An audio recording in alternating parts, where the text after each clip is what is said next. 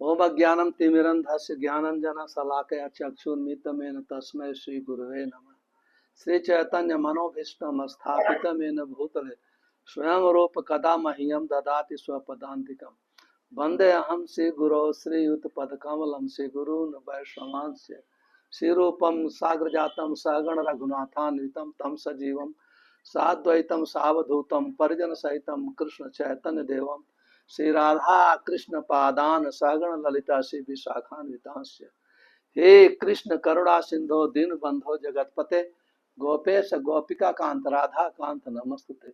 तप्त कांचन गौरांगी राधे वृंदावनेश्वरी वृषभान सुते देवी प्रणमामि हरिप्रिये। वंशा कल्पतरुभ्यश्च कृपा सिंधुभ्येव च पतितानां पावनेभ्यो वैष्णवेभ्यो नमो नमः। श्री कृष्ण चैतन्य प्रभु नित्यानंद श्री अद्वैत गदाधर शिवसादि गौर भक्त वृंद। हरे कृष्णा कृष्णा कृष्णा हरे हरे, हरे राम राम राम हरे हरे।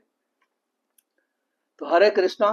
सर्वप्रथम मैं संपूर्ण वैष्णव के चरणों में प्रणाम करता हूँ, क्योंकि हमारे साथ बहुत हमारे गुरु भाई भी और सीनियर भक्त भी ज्वाइन किए हैं, और सभी भक्तों का आभार प्रकट करता हूँ कि हमको ये अवसर प्रदान किया है कि मैं आप लोग का संग का लाभ उठा सकूं। आज का विषय है ग्लोरीज ऑफ डिवोशनल सर्विस, भक्ति की महिमा। भक्ति की महिमा का वर्णन करने में मेरे पास कोई शक्ति नहीं है, लेकिन भक्ति की महिमा चैतन्य महाप्रभु ने श्री रूप गोस्वामी को सुनाया था, वर्णन किया था। तो चैतन्य महाप्रभु जब संन्यास लेने के बाद जगन्नाथपुरी आए, जगन्नाथपुरी से वृंदावन की यात्रा कर रहे थे, तो उस समय चैतन्य महाप्रभु वृंदावन की यात्रा के समय प्रयागराज आए। प्रयागराज में रूप गोस्वामी भी अपने छोटे भाई अनुपम के साथ मिलने आए। तो वहां जब रूप गोस्वामी देखते हैं कि चैतन्य महाप्रभु को लाखों लाखों लोग फॉलो कर रहे हैं, कोई नाच रहा है, कोई गा रहा है, कोई रो रहा है, कोई लौट रहा है, ये देख करके रूप गोस्वामी आश्चर्यचकित हो गए। उन्होंने देखा कि ये कृष्ण प्रेम की प्रयागराज में बाढ़ आ गई है। ऐसा कहा जाता है कि प्रयागराज 3 नदियों का संगम है, गंगा, यमुना, सरस्वती, लेकिन आज तक प्रयागराज में बाढ़ आई नहीं थी। लेकिन रूप गोस्वामी ने देखा कि कृष्ण प्रेम की बाढ़ आ गई है, इसलिए रूप गोस्वामी हाथ जोड़ करके बहुत सुंदर प्रार्थना करते हैं, और ये बहुत फेमस है श्लोक है, नमो महापदन्याय कृष्ण प्रेम प्रदायते कृष्णाय कृष्ण चैतन्य नामिने गौरत्व से नमः। कहते हैं आप जैसा बदान्य, इतना दयालु इस ब्रह्मांड में कोई नहीं है, क्योंकि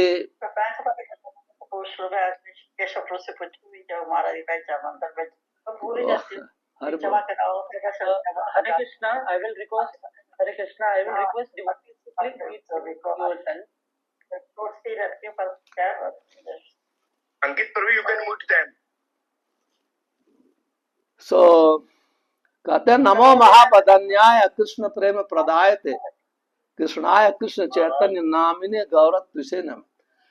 चैतन्य महाप्रभु के चरणों में प्रार्थना करते हुए रूप गोस्वामी कहते हैं आप तो महापदन्याय है, आपसे अधिक दयालु इस ब्रह्मांड में कोई नहीं, क्योंकि जो कृष्ण प्रेम ब्रह्मा के लिए दुर्लभ है, भगवान शिव के लिए दुर्लभ है, जो कृष्ण प्रेम किसी तपस्या से भी नहीं प्राप्त किया जा सकता है, आप ऐसे ही फ्रीली बांट रहे हो, आप फ्रीली बांट रहे हो। तो इस प्रकार से प्रार्थना करने के बाद चैतन्य महाप्रभु उनको आलिंगन किया, बिठाया। उसी समय वल्लभाचार्य, उसमें वल्लभ भट्ट थे, वहां चैतन्य महाप्रभु को मिलने आए। चैतन्य महाप्रभु को मिलने आए तो फल फूल देना, और चैतन्य महाप्रभु ने वल्लभाचार्य का आलिंगन किया और रूप गोस्वामी और अनुपम भट्ट उनको दंडवत प्रणाम किया। और चैतन्य रूप गोस्वामी के मुख पर हमेशा उनकी जिह्वा से हरे कृष्ण महामंत्र चल रहा था। तो वल्लभाचार्य प्रभावित हो गए, उनको आलिंगन करने के लिए आगे बढ़े। रूप गोस्वामी कहते मुझे मत स्पर्श करो, मैं तो नीच जात का हूं। तो चैतन्य महाप्रभु वल्लभाचार्य की परीक्षा लेने के लिए कहते हैं कि सत्य है, आप इतने वैदिक ब्राह्मण हो और ये लोग तो मुस्लिम के यहाँ सर्विस किया है, अछूत हैं, इनको कैसे स्पर्श करते हो। तो वल्लभाचार्य विद्वान थे, परम भक्त थे। तुरंत ही श्रीमद् भागवतम से एक श्लोक कोट करते हैं, कहते हैं अहो बत स्वपच्युतो गरीयान यत जिह्वाग्रे वर्तते नाम तुभ्यम। कहते हैं जिसके जिह्वा पर कृष्ण नाम चल रहा है हर हमेशा, वो कैसे अछूत हो सकता है। उसने अपने पूर्व जन्म में संपूर्ण प्रकार की तपस्या कर लिया है, गंगा स्नान कर लिया है, सब तीर्थ यात्रा कर लिया है। तेपुस तपस ते जुहु ससुनारिया, उसने संपूर्ण प्रकार की तपस्या कर लिया है। इतना सुनते ही चैतन्य महाप्रभु बहुत ही प्रसन्न हो गए, बहुत ही प्रसन्न हो गए। चैतन्य महाप्रभु भाव में आकर के दो श्लोक बोलते हैं, कहते हैं सुचि सद भक्ति दीप्ताग्नि दग्ध दुर्जात कर्म से। कहते हैं वल्लभाचार्य आपने ठीक कहा। सुचि कहते हैं जो भगवान की जो शुद्ध भक्ति है, सुचि का अर्थ है, सुचि का होता है ब्राह्मणिकल गुण, और सद भक्ति का अर्थ होता है निष्काम भक्ति, शुद्ध भक्ति, जिसका रूप गोस्वामी वर्णन करेंगे, हम लोग उसकी चर्चा करेंगे। कहते हैं जो सुचि जो सद भक्ति है, वो कहते हैं जो उस भक्ति करता दग्ध दुर्जात कलमस है, पूर्व जन्म के जितने भी कलमस हैं सब नष्ट हो जाते हैं, जल जाते हैं। कहते हैं कि स्वपाकोपी बुधई श्लाघ, कहते हैं कुत्ता खाने वाला व्यक्ति भी यदि शुद्ध भक्ति करता है तो विद्वानों के द्वारा आदरणीय है, लेकिन वेदज्ञो च नास्तिक है।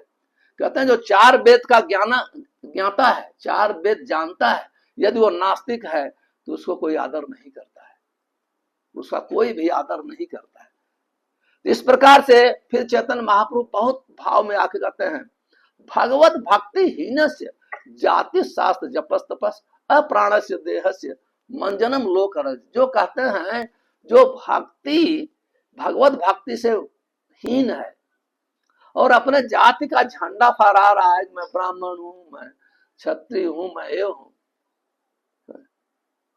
स्वप्राण वो उसका वो अलंकार जो है, कहते हैं जैसे शव को मुर्दे को सजाना है, जो आदमी आत्मा शरीर को छोड़ देती हो, कितना डेकोरेशन करो कोई फायदा नहीं होता है। तो मैं तो एक केनिया में प्रचार करता हूं, तो यहाँ बहुत लोग का अनुभव है, यहाँ कई लोग ऐसे बहुत है कि लोग 1 वीक 2 वीक तक अपने शव को रखते हैं, सूट बूट पहनाते हैं, उसके चारों तरफ नाच करके पैसा देते हैं। तो कितना भी दान करें, कितना भी ऐसे फंक्शन करें, लेकिन कोई फायदा नहीं है, आत्मा तो चली गई।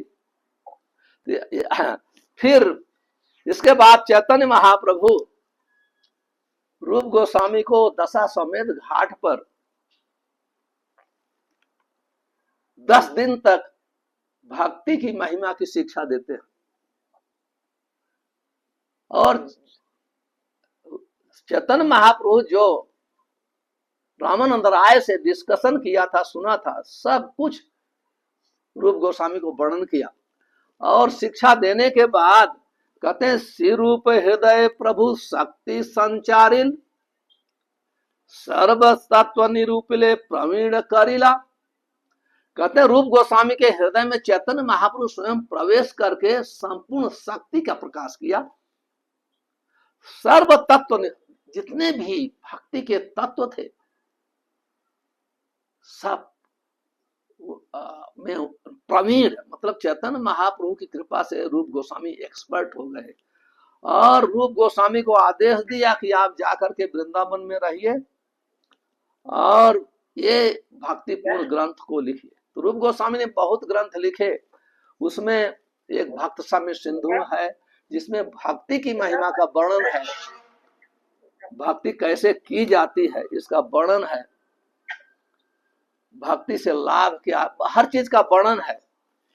तो चैतन्य महाप्रभु को निर्देश में किया है। चैतन्य महाप्रभु आप जानते थे स्वयं भगवान कृष्ण है, इसलिए हम अभी भक्ति रसामृत सिंधु पर चर्चा करेंगे, वहां से भक्ति की महिमा को हम लोग सुनेंगे। तो ये चर्चा करने के पहले हम 6 गोस्वामियों के चरणों में प्रार्थना करते हैं, इसके बाद हम प्रभुपाद जी के जो भक्त स्वामी सिंधु है, नेक्टर ऑफ डिवोशन है, उस पर चर्चा करें। नाना शास्त्र विचारणैक निपुणौ सर्वधर्म संस्थापकौ लोकनाम हितकारिणौ त्रिभुवने मन्यौ शरण्या करौ राधा कृष्ण पदार बिंद भजनानंदेन मत्तालिकौ वंदे रूप सनातनौ रघुजुगौ श्री जीव गोपालकौ। हम लोग अभी शिल प्रभुपाद जी जो भक्त स्वामी सिंधु रूप शिल रूप गोस्वामी का ग्रंथ है, उसका सारांश रूप में नेक्टर ऑफ डिवोशन नाम से प्रस्तुत करते हैं। तो हम पहले अध्याय से पढ़ते हैं। ये शिल प्रभुपाद जी रूप गोस्वामी का पहला से 11 नंबर के श्लोक तक उन्होंने अपने प्रस्तावना में वर्णन किया है। फिर 11 के श्लोक से अब पहले अध्याय में वर्णन कर रहे हैं। तो हम लोग और इंट्रोडक्शन नहीं पढ़ेंगे, हम उनका पहले अध्याय से पढ़ रहा हूं, फिर इस पर चर्चा करेंगे। श्रील कपिल देव ने श्रीमद् भागवतम के स्कंद 3 अध्याय 29 श्लोक संख्या 12-13 अपनी माता को उपदेश देते हुए शुद्ध भक्ति के निम्नलिखित लक्षण बताए हैं। हे माता, जो मेरे शुद्ध भक्त हैं और जिन्हें भौतिक लाभ या दार्शनिक चिंतन की कोई कामना नहीं है, उन्हें भौतिक लाभ या दार्शनिक चिंतन की कोई, उनके मन मेरी सेवा में इतने तल्लीन रहते हैं कि वे मुझे उस सेवा में तल्लीन रहने के अतिरिक्त और कुछ नहीं मांगना चाहते, यहाँ तक कि वे मेरे धाम में मेरे साथ रहने की भी याचना नहीं करते। अभी श्रील रूप Goswami, great disturbing. I cannot give lecture. Always touch. You did great mistake. तो भक्ति की महिमा का वर्णन करने के पहले, क्योंकि हमारे गोस्वामी लोग हैं, पहले शास्त्र का कोटेशन देते हैं, इसके बाद उसकी व्याख्या करते हैं। तो सबसे पहले श्रीमद् भागवतम के 3 स्कंध के 29 नंबर 29 श्लोक अध्याय से 12-13 नंबर का श्लोक कोट करते हैं। कहते हैं, लक्षणम भक्ति योगस्य निर्गुणस्य उदाहृत हेतु की अव्यवहिता या भक्ति पुरुषोत्तम। पहले भक्ति, शुद्ध भक्ति क्या है, ये क्योंकि हम लोग का जो रास्ता है, जो हम वैदिक भक्ति करते हैं, ये वैदिक भक्ति शुद्ध भक्ति का पार्ट है, अंग है, ये भी शुद्ध भक्ति की कैटेगरी में आता है। इसलिए रूप गोस्वामी सबसे पहले ये शुद्ध भक्ति क्या है, जब हम शुद्ध भक्ति का श्रवण करेंगे और शुद्ध भक्ति का इसके बाद परिभाषा बताने के बाद शुद्ध भक्ति का लक्षण बताते हैं, और इसके बाद हम लोग का मन आकर्षित होगा शुद्ध भक्ति के प्रति। कहते हैं कि लक्षणम भक्ति योगस्य निर्गुणस्य उदाहृतम। कहते हैं जो भक्ति योग का जो लक्षण है, सबसे पहले क्या है, निर्गुणस्य। वो तीनों गुणों से भक्ति मुक्त होती है। भक्ति 3 गुणों के अंदर नहीं है, लेकिन भक्ति के परफॉर्मर्स, जो भक्ति के जो अभ्यास जो करता है, उनके गुणों के अनुसार भक्ति प्रभावित होती है, लेकिन भक्ति तीनों गुणों के अंदर नहीं है। और भक्ति कैसी है, अहेतुकी। भक्ति का कोई हेतु नहीं है, कोई कारण नहीं होना चाहिए कि मैं धन के लिए भक्ति करता हूं या स्वास्थ्य के लिए भक्ति करता हूं या नाम के लिए भक्ति करता हूँ, या विद्वान बनने के लिए भक्ति करता हूँ। नहीं, भक्ति केवल भगवान की प्रसन्नता के लिए है।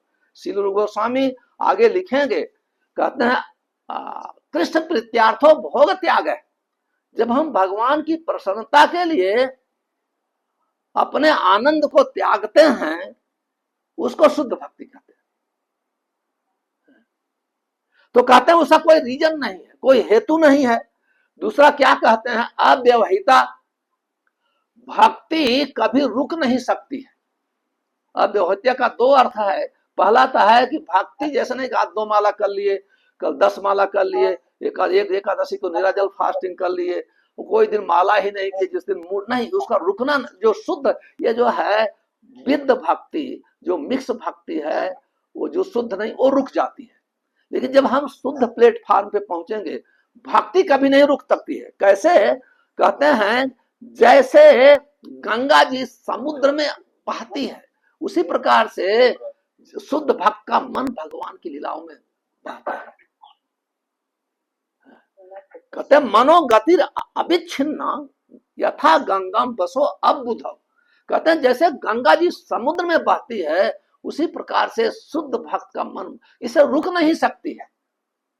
और भक्ति केवल ऐसा नहीं कि हम 16 माला जप कर लिए तो खूंटी पे लटका दिया, ये तो प्रारंभिक भक्त है, विधि भक्ति के साधक है। लेकिन भक्त तो हमेशा वो कभी जप करेंगे, कभी तो श्रवण करेंगे, कभी प्रवचन करेंगे, कभी बुक डिस्क्रिप्शन करेंगे, हमेशा कुछ न कुछ भक्त कभी स्वतंत्र नहीं रहते। एक बार हिज होलीनेस अद्वैत स्वामी नैरोबी में लेक्चर दे रहे थे। वो कहते थे हिज होलीनेस गोपाल कृष्ण महाराज ऐसे परम भक्त हैं कि उनको एक कहते थे, वो खुद वर्णन कर रहे थे, 1 सेकंड मैंने उनको फ्री नहीं देखा, हमेशा कुछ न कुछ सेवा करते रहते हैं हमेशा। इसलिए कहते हैं कि भक्ति कभी रुकती नहीं, 24 घंटे चलती है, कभी रुक नहीं सकती है। यहां तक कि जो भक्त का सोना भी भक्ति है, क्योंकि जब भक्त सोता है शरीर को आराम मिलता है, इसलिए भक्ति और तीव्र गति से करता है। आप लोग ने हिज होलीनेस गोपाल कृष्ण महाराज का एक वीडियो देखा होगा कि महाराज सो रहे हैं और आरती का सोने में आरती कर रहे हैं, सोने में भी आरती कर रहे हैं, और एग्जैक्टली कहाँ फूल चढ़ाना है, कैसे आरती अगरबत्ती करना है, कैसे लैंप कर, सब पता चलता है, कर रहे हैं। तो कहने का अर्थ है जो शुद्ध भक्त होते हैं वो 24 घंटे हमेशा उनका 1 सेकंड भक्ति के बगैर उनका समय व्यर्थ नहीं जाता। अव्यर्थ कालत्वम, 1 सेकंड भी नहीं बिताते हैं, हमेशा वो एक बचा करके कैसे हम सेवा करें। और ये हमारे गुरु महाराज के जीवन में आप देख सकते हैं। और दूसरा अर्थ है अव्यवस्थिता का अर्थ होता है भगवान और उनके भक्त का कॉन्शियसनेस भावना एक ही होती है, क्योंकि भगवान की भावना भगवान के आदेश के अनुसार, भगवान की इच्छा के अनुसार भक्त मूव करते हैं, चलते हैं। इसलिए भगवान का जो भावना है और भक्त की भावना है एक ही लेवल पे होती है। वो कहने का अर्थ है भगवान के विरुद्ध भक्त कभी चल ही नहीं सकता है, हो ही नहीं सकता है। तो इसलिए अव्यवस्था का दूसरा अर्थ है। तो कहते हैं ये पहली परिभाषा बताए, कहते हैं ऐसे जो भक्त होते हैं, इस प्रकार के जो भक्त होते हैं, भगवान की सेवा के सिवाय वो कुछ नहीं कहते हैं। इसलिए रूप गोस्वामी दूसरा श्लोक कोट करते हैं श्रीमद् भागवतम से, सालोक्य शास्त्र सामीप्य सारूप्य एकत्वम इत्युति दीयमानम न गृह्णति बिना मत सेवनम जना। कहते हैं जो हमारे भक्त हैं, शुद्ध भक्त हैं, ये भौतिक वस्तु आनंद तो दूर की बात रही, उनके 5 प्रकार की मुक्तियां हैं।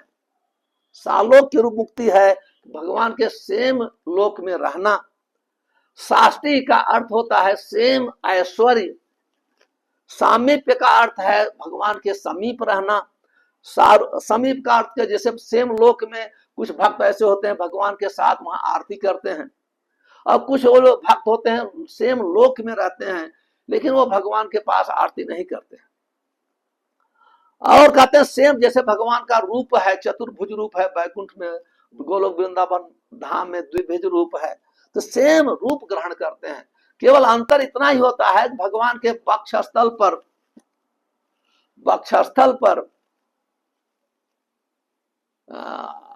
कौस्तुभ मणि होती है, भक्तों के वक्षस्थल पर नहीं होती है। इतना ही अंतर, और सेम रूप सब कुछ सेम ही होता है।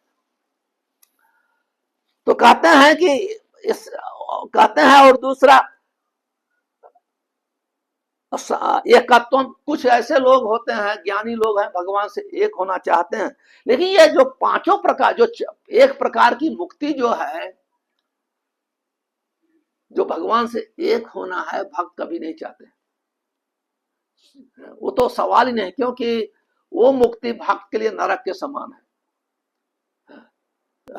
वर्णन है चैतन्य चरितामृत में, वर्णन है, कहते हैं कि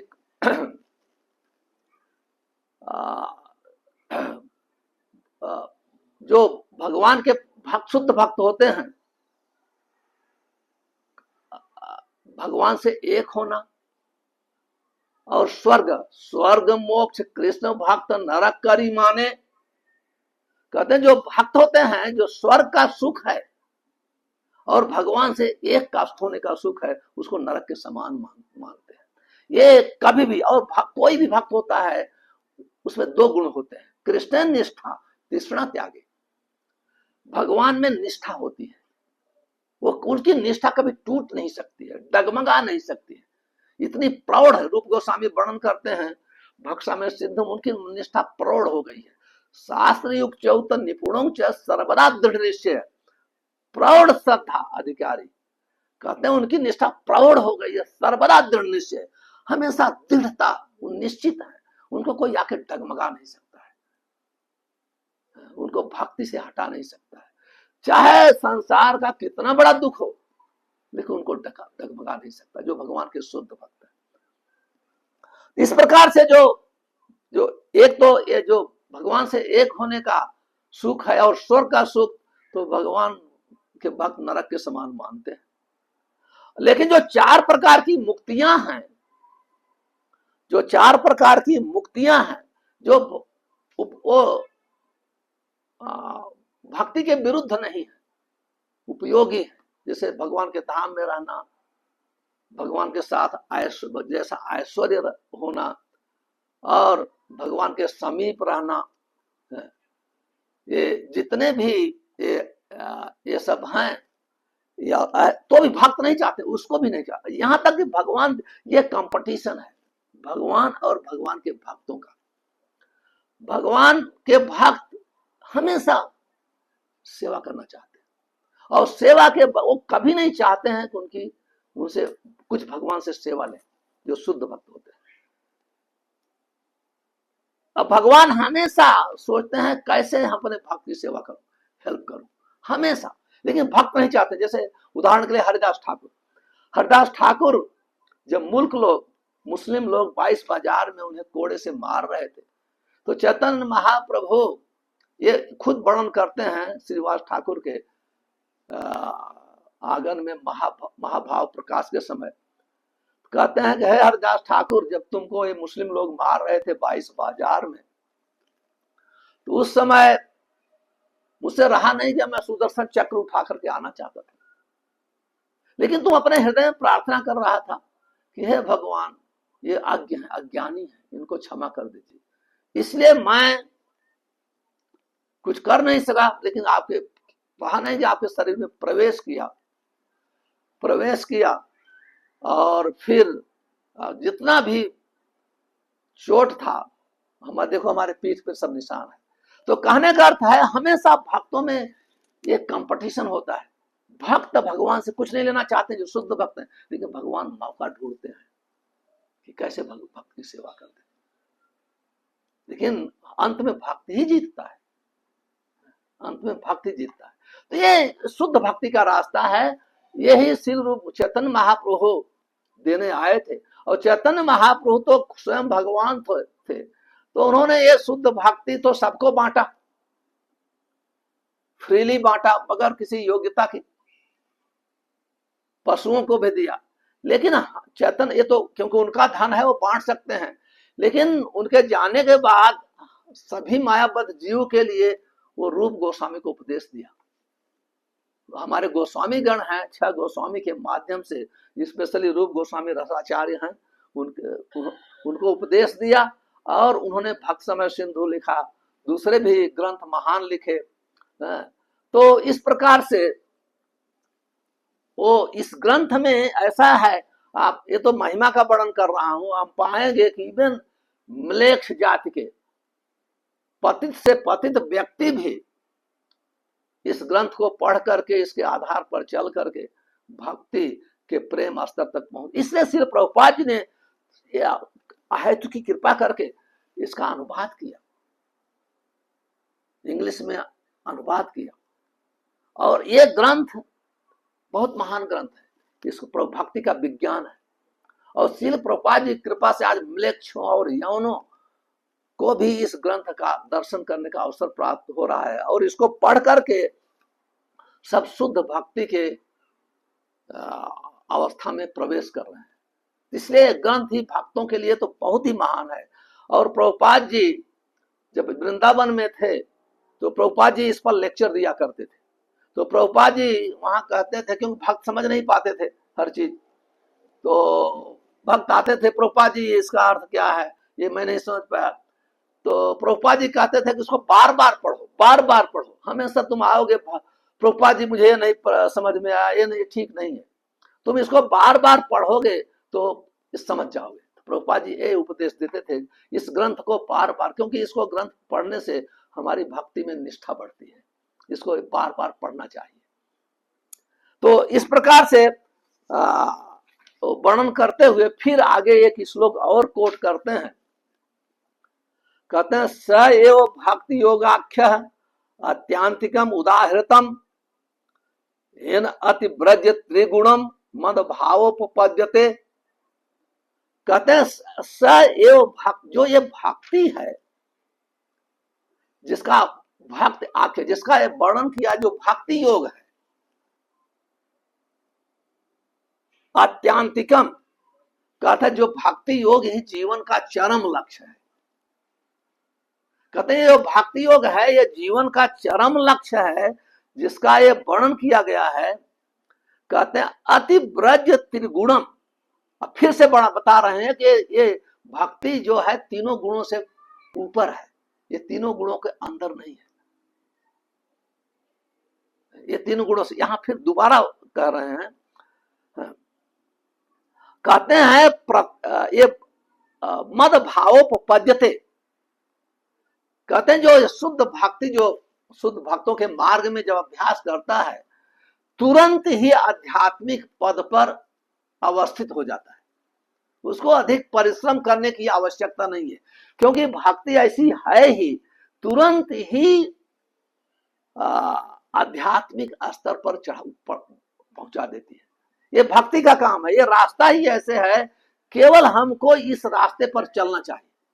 आप आगे वर्णन पाए, योग्यता बहुत ढंग से वर्णन रूप गोस्वामी करेंगे, क्योंकि ये रास्ते पे केवल हम लोग को चलना सीखना चाहिए, ये रास्ता छोड़ना नहीं है, डाइवर्जन नहीं होना चाहिए। जो डाइवर्जन होगा, इधर जाएगा उधर जाएगा, तो ये तब उसे शुद्ध भक्ति के रास्ते पे नहीं चल सकता है, ना तो शुद्ध भक्ति का फल मिलेगा। इसलिए जो व्यक्ति, ये हम अपना एक ही कार्य है कि हम इस रास्ता को छोड़े न। जो श्रील प्रभुपाद जी ने रूप गोस्वामी कि भक्त समय सिंधु का जो अनुवाद किया है, बहुत सिस्टमेटिक किया है, एक भी श्लोक श्रील प्रभुपाद जी छोड़े नहीं है। तो उसमें श्रील प्रभुपाद जी की शिक्षा के अनुसार यही सेम शिक्षा, जो कैसी शिक्षा है भक्ति की, ये शिक्षा ऐसी है जो हम आगे वर्णन करूंगा, लेकिन उदाहरण के लिए बता रहा हूं, जो हम लोग को संपूर्ण दुखों से मुक्त कर देती है, हमारे जीवन में शुभ लाती है और हमको दिव्य स्तर पर पहुंचा देती है, जो मुक्ति को बहुत तुच्छ समझती है। और ये इतनी महान है कि ये भगवान को पकड़ लेती है, भगवान को दूत बना देती है, भगवान को अपना ड्राइवर बना देती है, सेवक बना देती है, सारथी बना देती है। ये भक्ति भगवान को नचाती है, बस में करती है। तो हम लोग इस भक्ति का चर्चा करने जा रहे हैं। वो भक्ति कैसी है? रूप गोस्वामी करते हैं कृत्वा हरिप्रेम भाजन प्रिय वर्ग समन्वितम। कहते हैं ये भक्ति जो है ये भगवान के पार्षदों के साथ, अकेला नहीं, उनके पार्षदों के साथ भक्ति बसी करो कृष्ण श्री कृष्ण आकर्षण। श्रीपाद रूप गोस्वामी लिखते हैं कि ये जो है भगवान को आकर्षित कर लेती है, अपने बस में कर लेती है, उनको नचा देती है, उनको सेवक बना देती है, उनको राजन पति गुरुर्लम भवताम यदुनाम। वर्णन है श्रीमद् भागवतम में। युधिष्ठिर महाराज कहते हैं कि ये भक्ति ऐसी है कि हे राजन आप में भक्ति है, ये भक्ति के द्वारा आप कृष्ण को आपने दूत बना लिया, आपने अपना मालिक बना लिया, अपना सारथी बनाया, अपना गुरु बनाया और आपके सेवक बन गए। आपका राज, आपकी धर्म, आप धर्मराज हो धर्म के अनुसार नहीं, आपकी भक्ति के अनुसार। तो हम लोग उस भक्ति की चर्चा करने जा रहे हैं कि ये कितनी गरियसी है, कितनी महान है भक्ति। अभी रूप गोस्वामी वर्णन करेंगे भक्ति की महानता का वर्णन करते हुए, फिर आगे भक्ति के गुणों का वर्णन करेंगे। और ये भक्ति कैसी है, गुणों का हम दूसरे क्लास में वर्णन करूंगा। ये भक्ति की परिभाषा रूप गोस्वामी देते हैं पहले ही।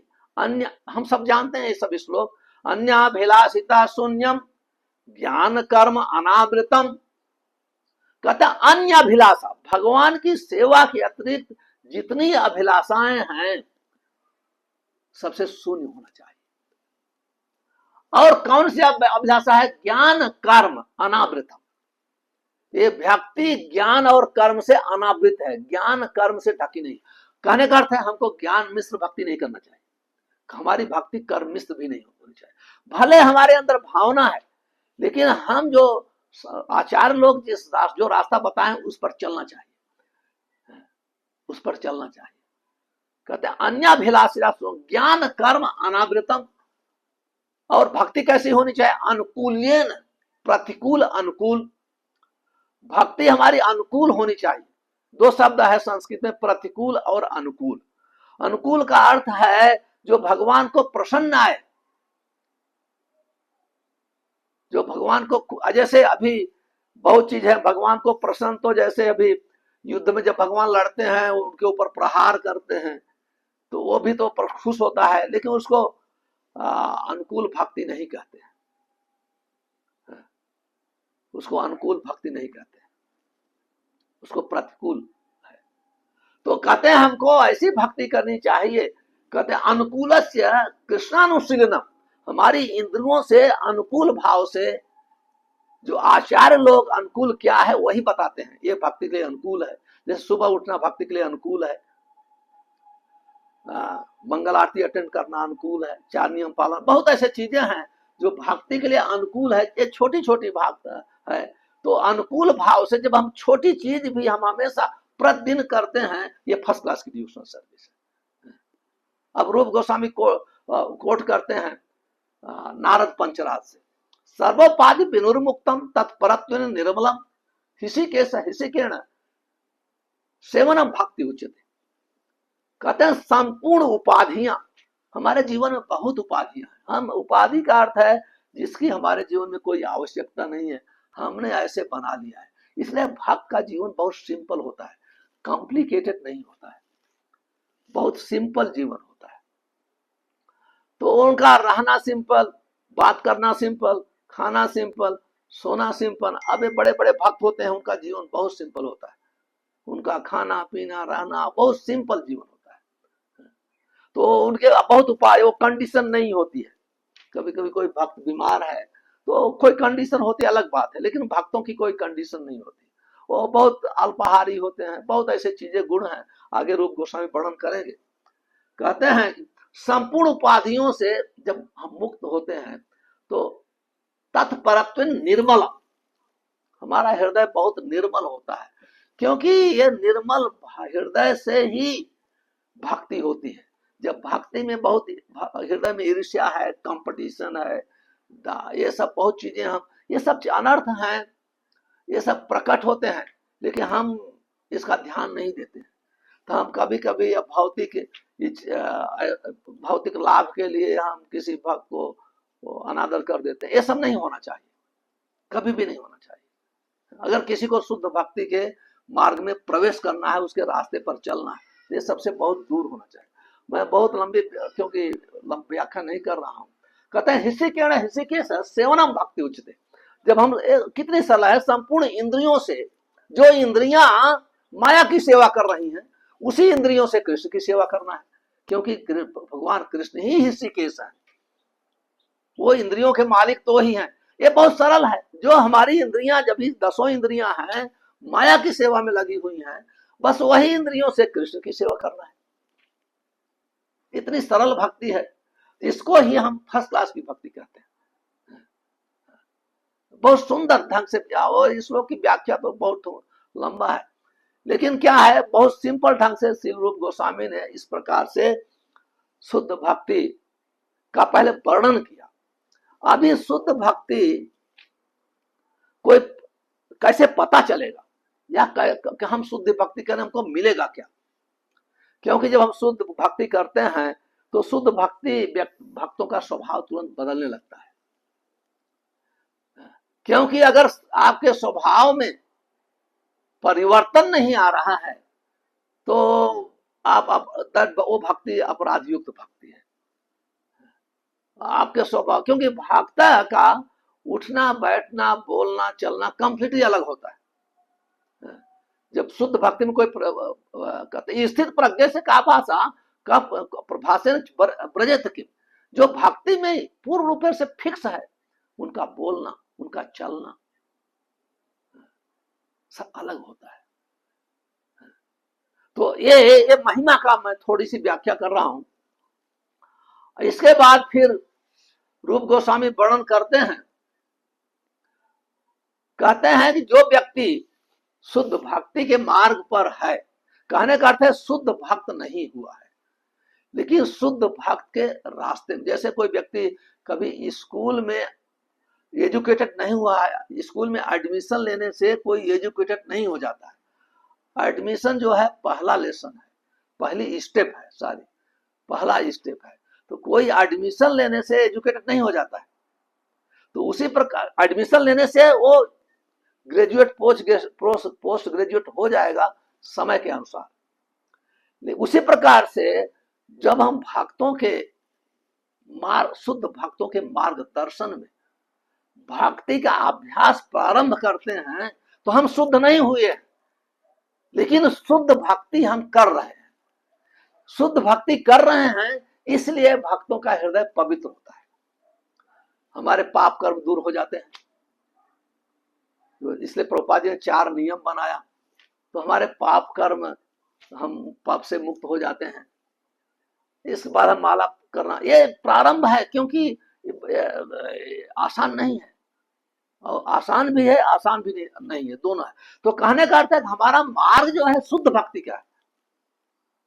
भले हम बिगिनिंग में हमारा हृदय कंटामिनेटेड है, संपूर्ण उपाधियां हमारे पास है, लेकिन वो उसकी चिंता नहीं करना है। हम लोग बहुत अपने मन की चिंता करते हैं, कितने अपने रूल्स, बहुत चीजें चिंता करते हैं। नहीं, हम हमारा जो श्री प्रभुपाद जी ने जो नियम संयम बनाया उसकी चिंता करना चाहिए। तो वो शुद्ध भक्ति का रास्ता दिया श्री प्रभुपाद जी, तो वो भक्ति हमारे हृदय को संपूर्ण उपाधि से मुक्त करेगी। वो भक्ति हमारा मन कृष्ण में लगा देगी। वो भक्ति हमारे हृदय को भक्ति ही पवित्र करेगी। इसलिए जो भक्ति है उसमें हमें ध्यान करना चाहिए। जो भक्ति हमारी प्रारंभ होती है श्रवणम कीर्तनम से, मुख्य रूप से उसमें हम लोग का पूर्ण रूपेण ध्यान होना चाहिए। इस प्रकार से अभी फिर रूप गोस्वामी वर्णन करते हैं भक्ति के गुणों को। जो भक्ति के 6 गुण हैं, भक्ति 3 प्रकार की है, साधन भक्ति, भाव भक्ति, प्रेम भक्ति। साधन भक्ति के 2 अंग हैं, विधि भक्ति, रागानुगा भक्ति। तो इसका वर्णन हम लोग अभी मंडे दूसरा क्लास होगा, उस पर करेंगे, क्योंकि 1 घंटे का क्लास है।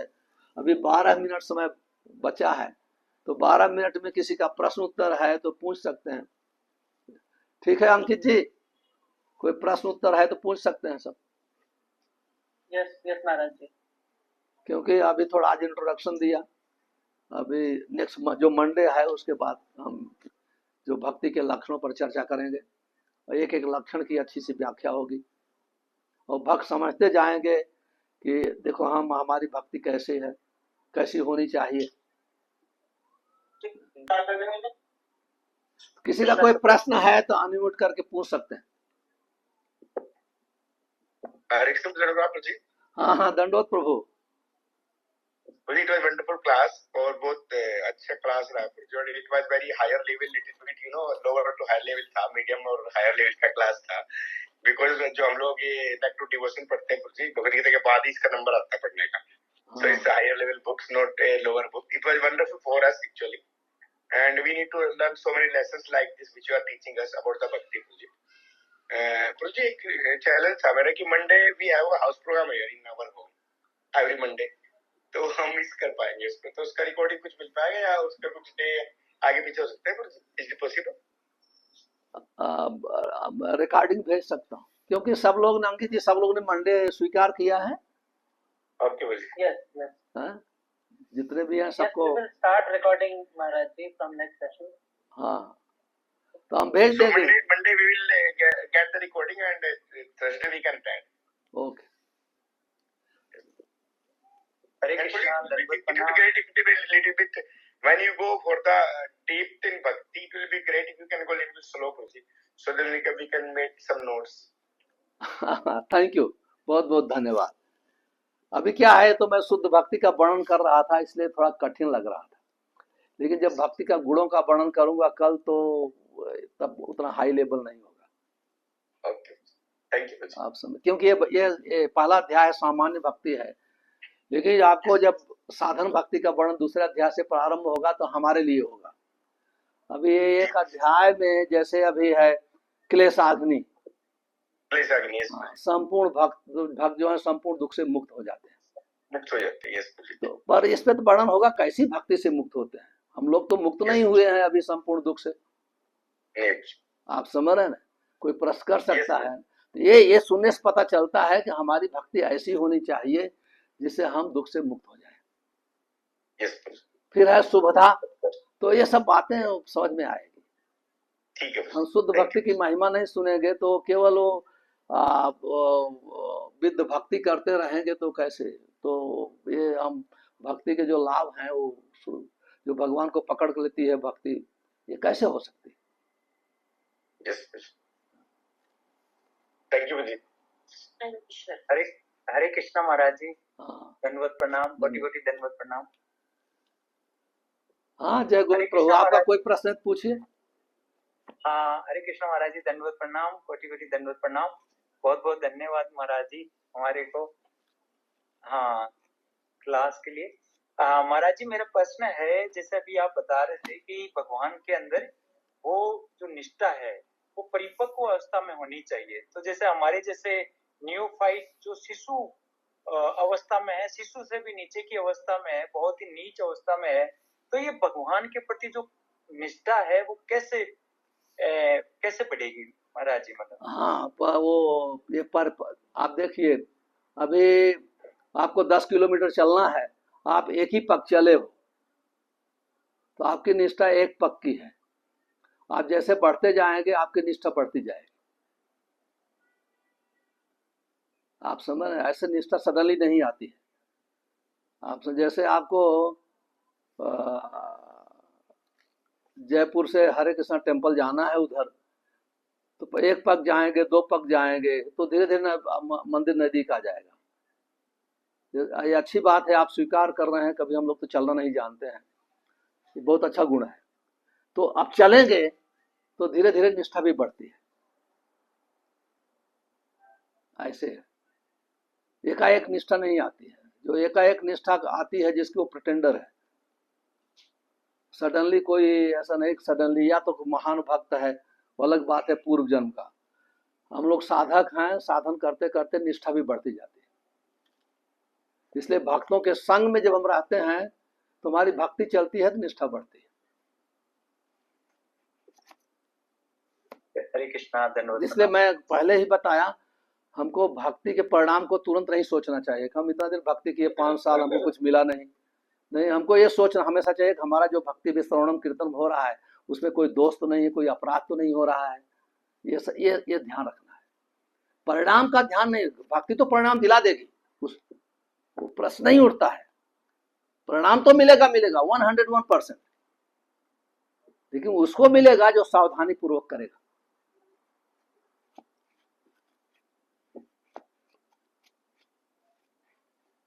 निष्ठा का अर्थ होता है अगर 10 साल से कर रहा है तो एक दिन मंगल आरती नहीं छूटी है, एक दिन माला नहीं छोड़ा है, एक दिन कोई मतलब हर चीज भक्ति के अंग को एक दिन उसको निष्ठा कहते हैं। बीमार हो गया तो भी कुछ भी स्ट्रगल करके करेगा। तो ऐसी निष्ठा आती है, ऐसा नहीं कि नहीं आएगी, सब में आती है। भजन क्रिया से अनर्थ दूर होगा, अनर्थ दूर के बाद तब निष्ठा आती है।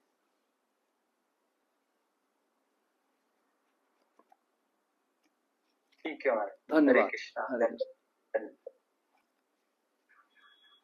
दूसरा भी किसी का प्रश्न है? Yes, Maharaj. Hare Krishna. Thank you. This was really nice. आपने जो स्टार्टिंग में समझाया कि कैसे चैतन्य महाप्रभु ने रूप गोस्वामी को भक्ति रसामृत सिंधु की इंस्ट्रक्शंस दी, वो बहुत स्वीट था। महाराज आप कह रहे हैं जैसे कि सिर्फ भक्ति से ही हमारा हार्ट प्योरीफाई होता है, और अपराध नहीं होना चाहिए भक्ति में। तो जो हम जैसे 10 offenses पढ़ते हैं कि to not have material attachments, तो how do we make sure that we are not हाँ, प्रार्थना करना। मान लो किसी के पास, मैं समझ गया आपका प्रश्न, अटैचमेंट के साथ, जैसे ध्रुव महाराज को अटैचमेंट था, धन का अटैचमेंट था, तो भक्ति किया, भक्ति से अटैचमेंट खत्म हो गया। जब कार्य करने से ही होता है ना, जैसे आपको रिजल्ट मिलेगा जब आप कार्य करेंगे, तो उसी प्रकार से भक्ति करेंगे तो भक्ति हमारी भौतिक आसक्ति को भक्ति नष्ट कर सकती है। हमारी बुद्धि, हमारा परिश्रम कुछ अटैचमेंट नष्ट नहीं कर सकता है, केवल भक्ति ही हमारे अटैचमेंट को नाश करेगी। भिंदन्ते हृदय ग्रंथि छिंदते सर्व संशय।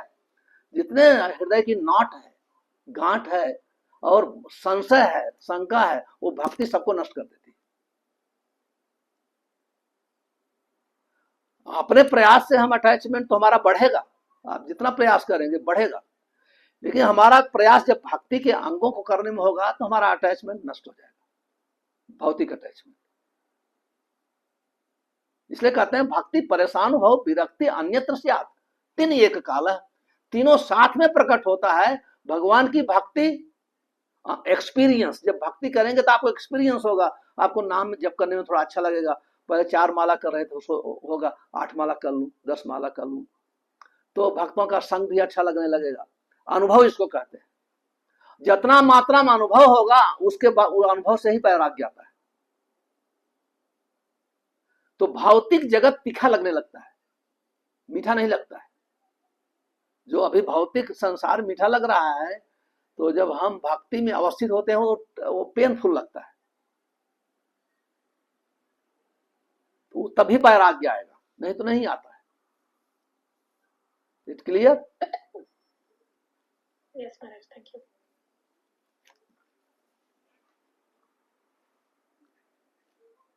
Hare Krishna. Bhakti Prabhu. Yes. I had a question. Maybe you can translate it to Hindi for others. No problem. You mentioned that devotional service is above the 3 modes of material nature, and not with it. It's above that, but yet the devotee is still working under those modes. Yeah. So when we perform our devotional service, how can we maintain it in the mode of goodness? Because sometimes we can think a certain service feels like it's very passionate. Like if you're I don't know, like अब maybe depend है, section of festivals. Yeah. आपका प्रश्न है, मैं translation कर देता हूँ। Yes. मैंने वर्णन किया भक्ति तीनों गुणों से मुक्त परे है, शास्त्र में भी है, श्लोक में है, और परफॉर्मर जो है भक्ति का साधन करते हैं वो तीनों गुणों में है। तो कैसे हम सत्य गुण को मेंटेन करें? ठीक है, सत्य गुण भी मटेरियल है, सत्य गुण स्पिरिचुअल नहीं है, शुद्ध सत्य स्पिरिचुअल है। सत्य गुण कोई भी सत्य गुण प्रैक्टिस से हम सत्य गुण प्राप्त कर सकते हैं। सुबह उठना है, स्नान करना है, टाइम पे सोना है, टाइम पे उठना है, सत्य गुण का भोजन करना है, सत्य गुण व्यक्तियों का संग करना है, हम सत्य गुण में आ सकते हैं, सत्य गुण में आ सकते हैं। लेकिन जब भक्ति आती है वो सत्य गुण, रजोगुण और तमोगुण की अपेक्षा नहीं करती है। ये साधक के लिए है तीन गुण मेंटेन करना। जो सिद्ध हैं, जो जैसे अर्जुन है, अर्जुन तो युद्ध कर रहे थे, किसी को मारना तमोगुण रजोगुण का कार्य है। तो भक्ति वो शुद्ध, वो भक्ति के स्तर पे हैं, शुद्ध भक्ति उनकी है। तो शुद्ध भक्ति कोई कार्य अब दूसरे का लगेगा कि ये रजोगुण का कार्य है या तमोगुण का कार्य, लेकिन वो शुद्ध सत्व में है, जो सिद्ध अवस्था में होते हैं। हम लोग साधक भक्त हैं, इसलिए हम लोग के लिए उठना, जागना, सोना, ये करना, वो करना। जैसे वृत्तासुर था, तमोगुण की शरीर थी, युद्ध में ऐसे था, लेकिन वो तमोगुण में नहीं था, सीधा भगवान के धाम गए उनके। तो तमोगुण व्यक्ति तो भगवान के धाम नहीं जा सकता है। तो इसलिए जब हम शुद्ध भक्ति में प्रवेश करते हैं तो हमारे कार्य लगता है दूसरे को तमोगुण नहीं, वो कृष्ण की प्रसन्नता के लिए कार्य करते हैं, चाहे तमोगुण का कार्य हो, रजोगुण का कार्य हो, सत्य गुण का कार्य। इसलिए जो यहाँ एक है ना, इस श्लोक में एक शब्द आया है ना, अव्यवहिता। एक तो अव्यवहिता का एक अर्थ होता है कि हमारी भक्ति रुकनी नहीं चाहिए, दूसरा ये अर्थ होता है कि हमारा लेवल सेम हो जाता है। हम शुद्ध सत्य में जब प्रवेश करते हैं तो भगवान दिव्य अवस्था में है और भक्त भी दिव्य अवस्था में हो जाता है। क्लियर हो गया? Thank you. अभी एक प्रश्न और हो सकता है, इसके बाद फिर धन्यवाद देके समाप्त करूंगा।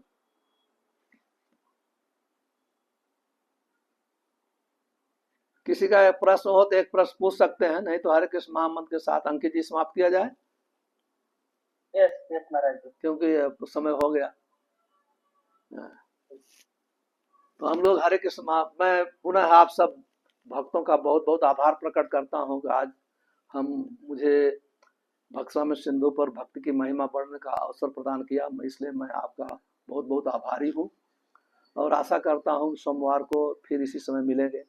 ठीक है, तो हरे कृष्ण महामंत्र के साथ हम लोग आज का समापन करेंगे। सब बोलिए हरे कृष्णा कृष्ण कृष्ण हरे हरे, हरे राम राम राम हरे हरे। ग्रंथराज से भक्सम सिंधु की जय, शिल प्रभुपाद की जय, निताई गौर परम हरे हरे।